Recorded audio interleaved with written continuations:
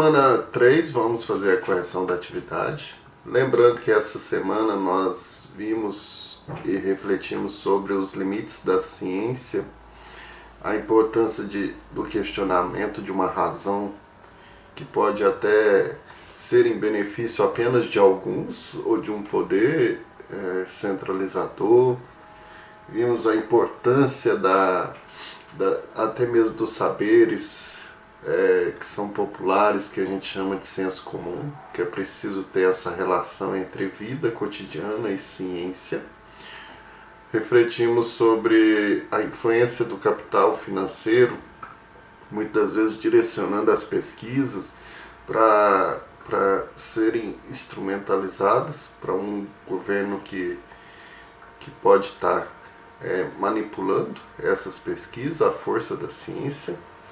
E vimos sobre a escola de Frankfurt, que é ainda e continua sendo, surgiu no início do século, praticamente do século XX ali, anos 30, que refletiu bastante sobre a importância da razão e fez duras críticas à razão instrumental e colocou como direcionamento a razão crítica e a razão dialógica.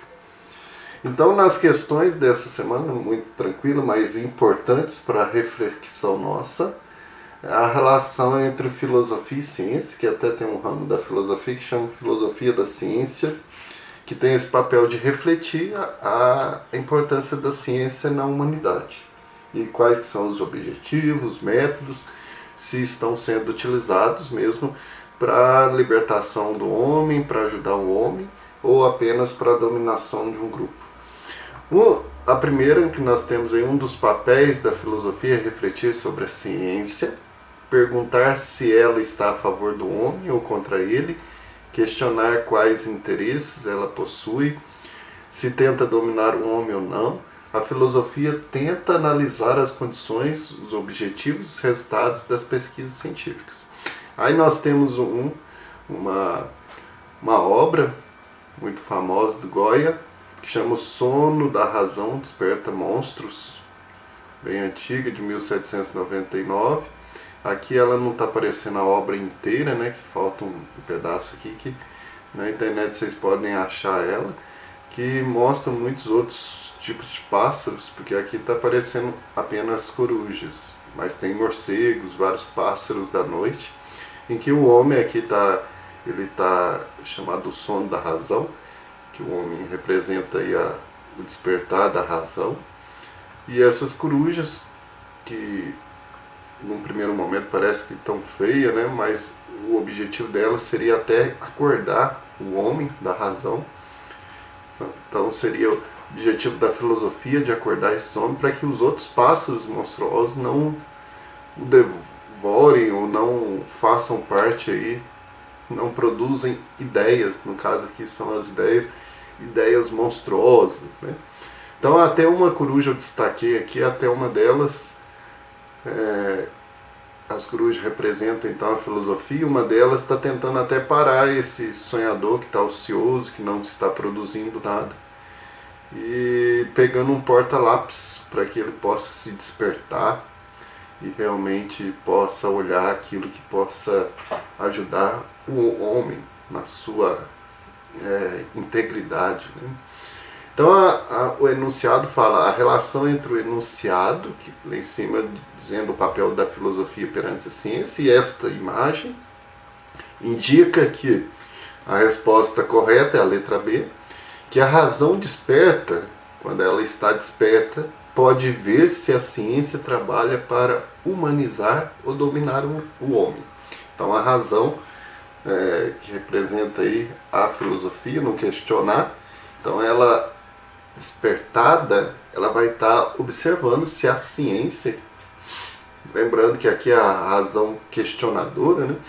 Que a ciência ela utiliza de métodos científicos e objetivos que perpassam também a razão, a questão da racionalidade científica, mas aqui está dizendo da razão crítica, né? Então ela, quando ela está produzindo, ela ajuda a humanidade a ser mais humana, porque ela observa os caminhos, os objetivos da ciência.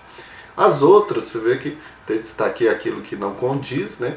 A razão pode questionar a ciência sem estar desperta. Não tem como, se ela está dormindo, se não está de olhos abertos, não está questionando, não está analisando, então ela não pode ajudar nesse sentido de perceber o que a ciência está produzindo.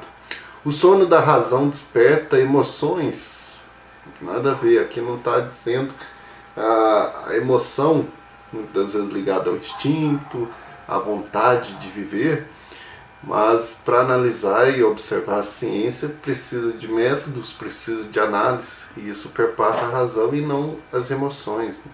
O sono da razão não interfere, claro que interfere. Se há um sono aí da razão, se há uma ociosidade, se a razão está parada, ela não vai conseguir observar, analisar, verificar o que a ciência está fazendo de ruim, né? Ou o que ela está fazendo de manipulação ou de tendência. O sono da razão é necessário para a criatividade e imaginação humana?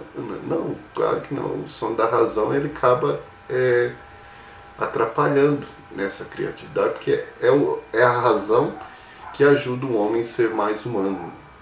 Então você vê que todas as outras sempre tem alguma questão ali, bem no meio dela, que pode condicionar a uma resposta errada. Então a resposta certa é a letra B. Depois nós temos aqui um texto que é dos dois filósofos da escola de Frankfurt, o Theodor Adorno e o Max Horkheim.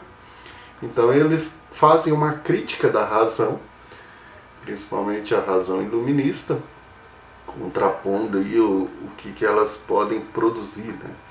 Então, com base no texto, nos conhecimentos sobre a racionalidade instrumental em Adorno e Horkheim, é correto afirmar.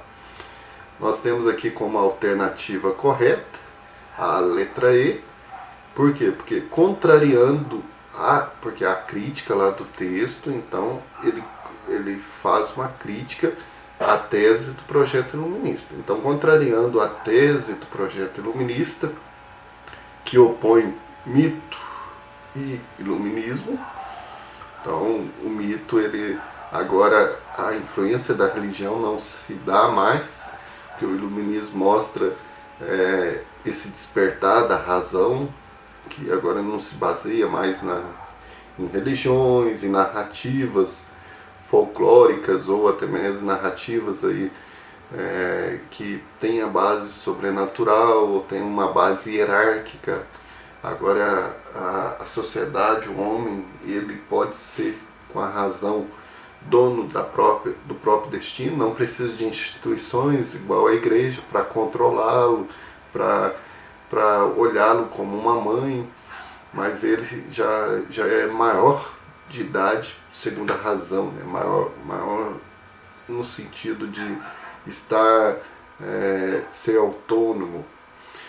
Então a fala dos filósofos da escola de Frankfurt contraria esse projeto, que parece interessante, mas nós vamos ver que por isso que a crítica deles acaba sendo uma razão instrumental de domínio. Os autores entendem que há uma dialética entre essas duas dimensões que resulta no domínio perpetrado pela razão instrumental. Então, no caso, há uma dialética, ou seja, são opostos, mas eles acabam se unindo. Aspectos religiosos e aspectos da razão iluminista acabam sendo utilizados juntos para consolidar uma força aí na sociedade, um domínio que vai acontecer depois, durante os próximos séculos. E o século XX ele vai ser o século que desponta muito essa razão instrumental, que várias guerras, a ciência dominada, sempre em vista de o conforto e o benefício de alguns, de governos e não de toda a sociedade, né? Então essa é a crítica maior. E as outras, elas não não interagem com isso, que é o cerne desse texto, que faz a crítica à razão instrumental. Por quê? A gente vê aqui, eu até destaquei onde estão os errados, né? Que esse tipo de razão, a razão iluminista, que busca aí a saída da minoridade, agora o homem autônomo, dispensa a necessidade de tutores. Aqui é o problema, né? Tutores no sentido, aqueles que o conduzem, observam, acompanham. Essa razão tem que ser sempre acompanhada, porque senão ela pode estar em benefício de um grupo, de um governo, e pode ser utilizado por forças que fazem com que fique dominando os homens, né? Através de várias técnicas aí que a gente poderia citar na história. E aqui o uso dessa razão através de regras de calculabilidade e utilidade está desvinculado da esfera das relações humanas? Claro que não. Toda a questão dessa razão instrumental, ela não é isolada, não é utilizada só em objetos, em animais, em seres inanimados, não. Principalmente é sim utilizado nas organizações sociais, na economia, todas as áreas nossas da convivência humana. Essa razão acaba fazendo parte e controlando, né? A racionalidade instrumental gera de forma equânime, coloquei aqui o que significa equânime, é imparcial, que não interfere nas coisas, no caminhar da sociedade, gera de forma equânime ou igual, né, ou de forma igualitária, conforto e bem-estar para as pessoas? Claro que não, né? Por isso que a crítica, né, da racionalidade instrumental, que ela gera muitas desigualdades sociais por ser utilizada apenas por grupos que se beneficiam a si próprio, né? Então a gente vê que a pobreza já poderia, tantas técnicas que a gente tem, quando nós pegamos igual hoje, já tem a estatística que mostram que é isso que deveria fazer, e a sociedade poderia investir nisso para superar vários problemas. E por que não acontece? A gente sabe por causa dessa racionalidade, dessa razão que é instrumentalizada para benefício de alguns. Então, se existe certas pobrezas é porque ajuda outros, né? Beneficia outros. E a visão dos autores sobre a racionalidade instrumental guarda um reconhecimento positivo. Ao contrário, eles fazem uma crítica muito dura, que essa racionalidade instrumental ela mais desumaniza, mais contribui para o domínio de alguns do que isso.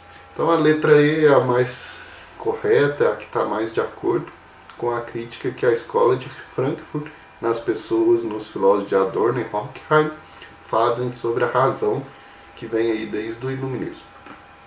Então essa semana foram só essas duas questões mais importantes para a gente entender mais sobre a relação entre filosofia e ciência, em que a filosofia pode contribuir muito para que uma ciência seja humanizadora, benéfica para os homens, ajude muito na construção de um mundo melhor, e não uma ciência em benefício apenas de alguns ou instrumentalizada.